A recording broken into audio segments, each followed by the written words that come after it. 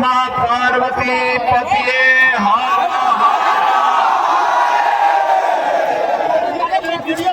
मंच पर उपस्थित भारतीय जनता पार्टी के बिहार सरकार के मंत्री श्री हरिशंकर साहनी जी, भारतीय जनता पार्टी के झारखंड के संगठन महामंत्री माननीय करमवीर जी, जिला के अध्यक्ष साहिबगंज से प्रशांत मंडल जी, हमारे सहयोगी दल एनडीए गठबंधन के जदयू के अध्यक्ष श्री सुनील सिन्हा जी, लोजपा के अध्यक्ष श्री प्रदीप पासवान जी, आसजू के अध्यक्ष चित्रानंद पांडे जी, ओबीसी मोर्चा के राष्ट्रीय मंत्री, अन्य पदाधिकारीगण, अमरदीप यादव जी, राजेश मंडल जी और लोकप्रिय विधायक और भारतीय जनता पार्टी के प्रत्याशी श्री अनंत कुमार ओझा जी, भारतीय जनता पार्टी एनडीए के हमारे सभी पदाधिकारीगण और उपस्थित बहनों और भाइयों, मैं सबसे पहले कहानी पावन गंगा की धारा, पावन भूमि को, जिस धरती माता को भोलेनाथ भगवान शिव का धरती आबा भगवान बिरसा मुंडा का सानिध्य और आशीर्वाद प्राप्त हुआ है। चैतन्य महाप्रभु ने जिस पावन धरा से इस पूरे क्षेत्र में भक्ति की गंगा बहाने का काम किया हो, ऐसी पावन धरा को कोटि कोटि नमन करते हुए आप सभी राजमहल विधानसभा क्षेत्र से जुड़े हुए जनता जनार्दन का मैं हृदय से स्वागत करता हूँ, अभिनंदन करता हूँ। बहन और भाइयों, आज मुझे आपके इस राज्य में भगवान बिरसा मुंडा की इस पावन धरा को देखने का अवसर प्राप्त एक बार फिर से हुआ है और आज मुझे, मैं स्वयं तो भगवान राम की पावन धरा अयोध्या की धरती से आया हूँ, बाबा विश्वनाथ की पावन धरा से आया हूँ। आज मुझे बाबा बैजनाथ धाम के भी दर्शन करने का सौभाग्य प्राप्त होगा। मैं धन्यवाद दूंगा। आपने 2019 में जब मैं आया था, आने के बाद मैंने आह्वान किया था, आपने श्री अनंत ओझा जी को जुझारू नेता है, उन्हें विजयी बना करके, विधायक बना करके भेजा। और बहन और भाइयों, यहाँ की राजमहल की आवश्यकता के अनुरूप राजमहल को राजमहल जैसा सजाने के लिए, संवारने के लिए उन्होंने प्राण से लग करके कार्य किया। उसी का परिणाम है कि जो भी उन्होंने 2019 में कहा था कि साहिबगंज को बिहार से जोड़ने वाले गंगा नदी में पुल का निर्माण करेंगे, और अब वह पुल बन रहा है, इसकी भी मैं आपको बधाई देता हूं। यही नहीं, राजमहल को बंगाल से जोड़ने वाली गंगा नदी का पुल निर्माण का संकल्प भी विधायक जी ने लिया और इस बार वह भी बहनों और भाइयों, संकल्प का धनी विधायक और प्रतिनिधि ही चुने जाने चाहिए। और मैं यही कहने के लिए आज आपके पास आया हूं और यह आवश्यक आपके लिए तब है जब हमारा झारखंड अपनी स्थापना का रजत जयंती वर्ष मना रहा है, यानी 25 साल पूरे होने जा रहे हैं झारखंड को। बहनों और भाइयों, स्वर्गीय अटल बिहारी वाजपेयी जी ने जब सन 2000 में 15 नवंबर की तिथि को झारखंड निर्माण की तिथि घोषित करते हुए संसद में घोषणा की थी, तब मैं सांसद था और तब एक मुद्दा आता था झारखंड का निर्माण और झारखंड का भविष्य कैसे होना चाहिए, इसके लिए हमें कार्य करना होगा। और बहनों और भाइयों, मुझे ये कहते हुए कि जो सपना अटल जी ने देखा था, उस सपने को झारखंड मुक्ति मोर्चा, कांग्रेस और आरजेडी ने उस सपने को पानी फेरने का काम किया है। प्राकृतिक रूप से धनी झारखंड भौतिक विकास में पिछड़ गया, प्राकृतिक रूप से संसाधनों का भरपूर, लेकिन यहाँ का व्यक्ति गरीब का गरीब रह गया। कारण है उसे शासन की योजना से वंचित किया गया, विकास से वंचित किया गया।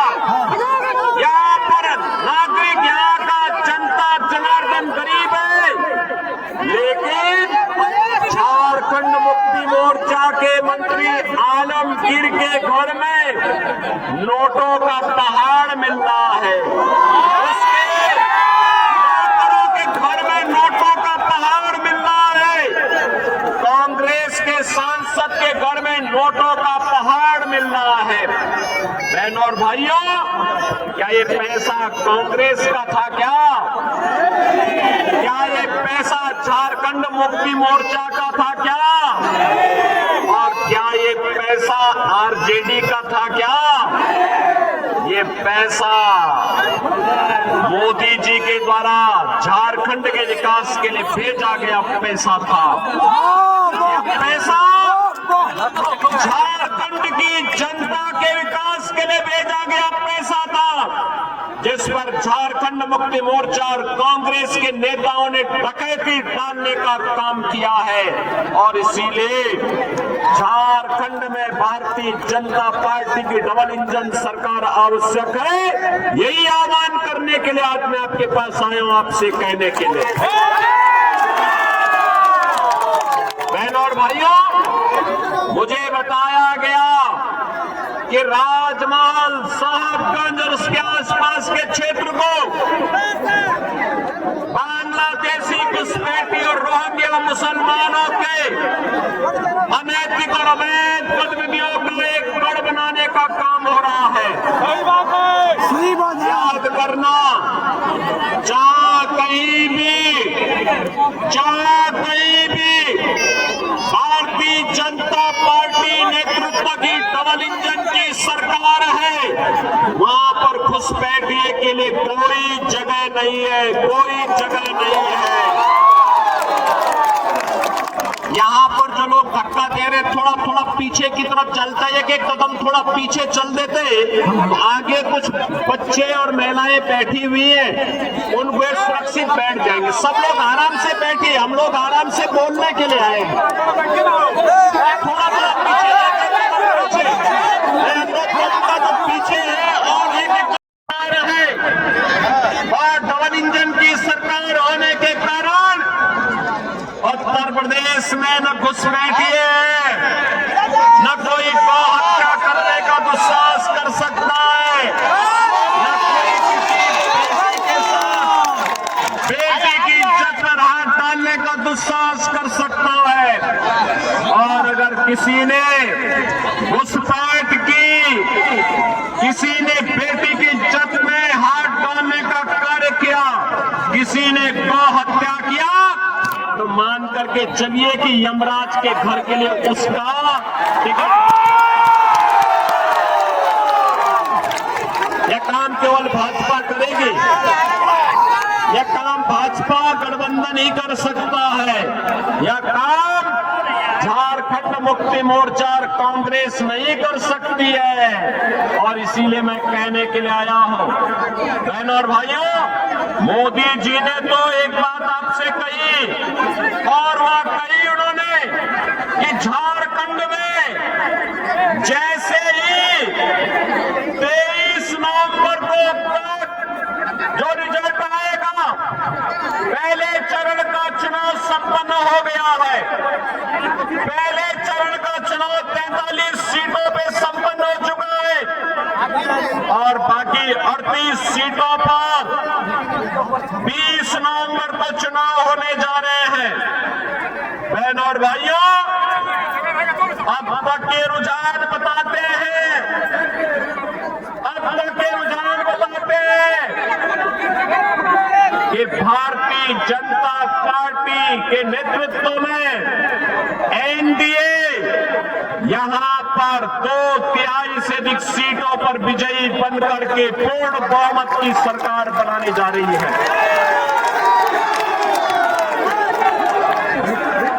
पूर्ण बहुमत की सरकार का मतलब 23 नवंबर को जब ईवीएम खुलेगा और दोपहर में घोषणा होगी कि झारखंड के अंदर भारतीय जनता पार्टी नेतृत्व की एनडीए सरकार बन रही है, तो बहनों और भाइयों, उसके बाद आप मान करके चलिए, आराम से भैया, आराम से धक्का मुक्की नहीं भाई, थोड़ा थोड़ा एक एक कदम पीछे चले जाइए, एक एक कदम पीछे। मैं जानता हूं आपका उत्साह है, लेकिन चुनाव तक हमें जोश के साथ साथ होश भी बनाए रखना है। देखो, आगे दिव्यांगजन बैठे हुए हैं, बेटियां बैठी हुई हैं, महिलाएं बैठी हुई हैं, और इसीलिए उत्साह भी होना चाहिए, लेकिन जोश के साथ साथ होश भी होना चाहिए।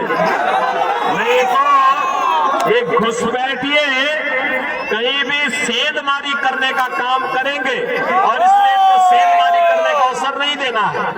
और मैं इसीलिए आपसे कहने के लिए आया हूं, मोदी जी ने घोषणा कर दी है, भाजपा की सरकार आते ही 21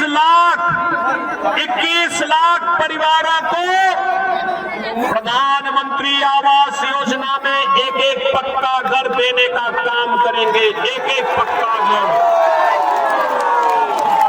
मोदी जी ने घोषणा कर दी है कि भाजपा की सरकार आएगी तो गोगो दीदी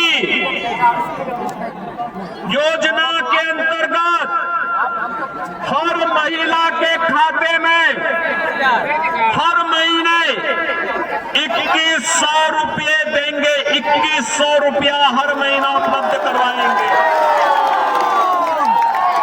और यह भी घोषणा की है, जितने नौजवान स्नातक किए होंगे, प्रास्नातक किए होंगे, यानी ग्रेजुएट और पोस्ट ग्रेजुएट किए होंगे, प्रत्येक नौजवान को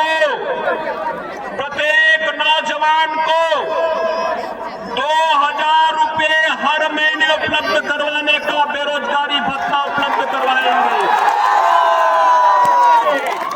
पीएम इंटर्नशिप स्कीम में 5000 रुपये महीना देंगे।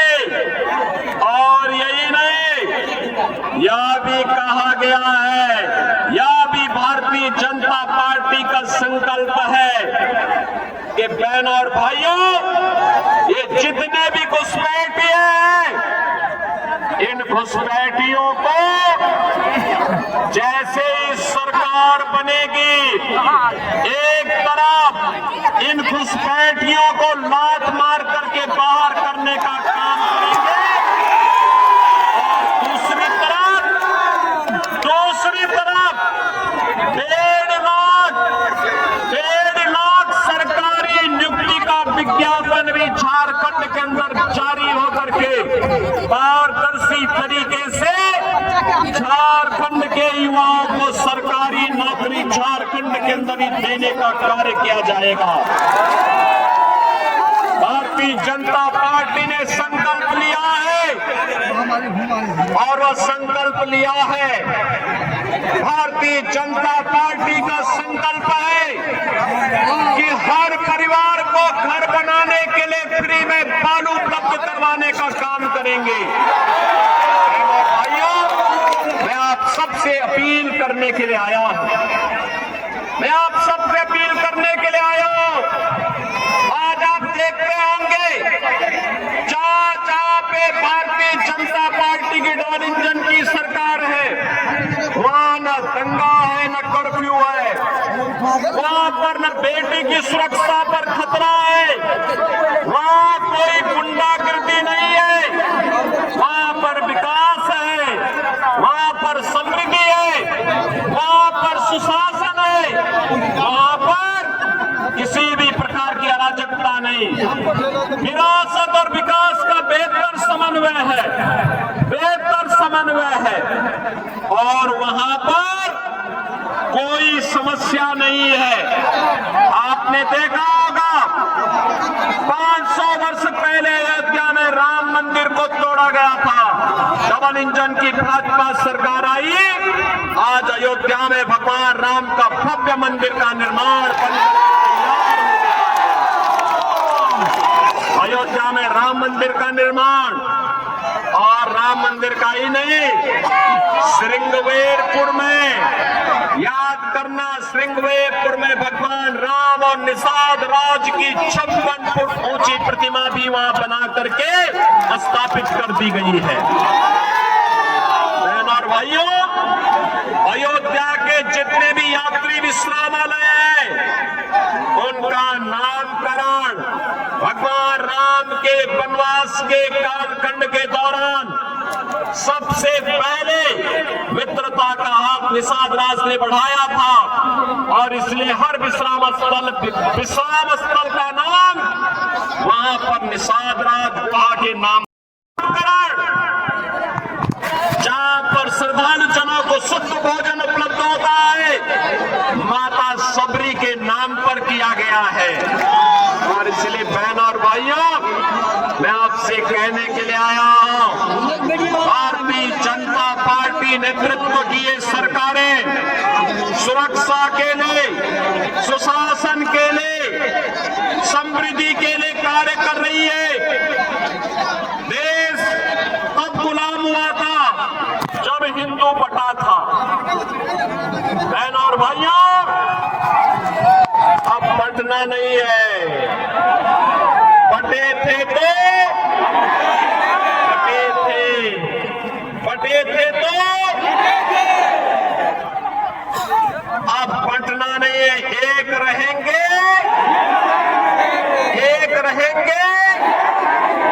सेफ रहेंगे, एक रहेंगे, सेफ रहेंगे, न बटेंगे न कटेंगे, एक रहेंगे, सेफ रहेंगे। इस संकल्प के साथ हमें कार्य करना है और यही आह्वान करने के लिए आज मैं आपके पास आया हूं। बहनों और भाइयों, मैं आपसे कहना चाहता हूं, अयोध्या में अगर हिंदू बटा नहीं होता, 500 वर्ष पहले जाति के नाम पर बटा नहीं होता, तो अयोध्या में पान नहीं झेलना होता। अगर अगर हिंदू पता नहीं होता तो काशी में अपमान नहीं झेलना होता, हिंदू पता नहीं होता तो मथुरा में अपमान झेलना नहीं होता। हम इस जब बटे थे तो अपमान झेलना पड़ा था, और इसीलिए मैं आपका आह्वान करने के लिए आया कि बहन और भाइयों, बंटना नहीं है। जाति के नाम पर बांटने वाले नेता समाज के दुश्मन है, देश के दुश्मन है। इनसे सावधान रहना है, और सावधान रह करके एक भारत श्रेष्ठ भारत की परिकल्पना को साकार बनाने के प्रधानमंत्री मोदी जी के यहाँ आह्वान को आगे बढ़ाना है। विकसित भारत की परिकल्पना को आगे बढ़ाना है, और विकसित भारत की इस परिकल्पना को आगे बढ़ाने के लिए आज मैं आपके बीच आया हूं, आपसे कहने के लिए भारतीय जनता पार्टी गठबंधन ने राजमहल विधानसभा सीट पर श्री अनंत कुमार ओझा जी को अपना प्रत्याशी बना करके उतारा है। अनंत ओझा जी को अपन चुनाव जिता करके भेजेंगे। जहां तक मेरी आवाज जा रही है वहां तक दोनों हाथ ला करके दुआ बताइए। जहां तक मेरी आवाज जा रही है दोनों हाथ ला करके बोलिए। सभी लोग सहमत है ना? सभी लोग सहमत है ना? तो पक्का मान करके चलिए कि जो घुसपैठियों के रहनुमा यहाँ पर झारखंड मुक्ति मोर्चा के चुनाव चिन्ह से चुनाव लड़ने के लिए आकर के आपको गुमराह करने का काम करेगा ना, आप याद करना 23 नवंबर के बाद इन सब की छुट्टी होगी।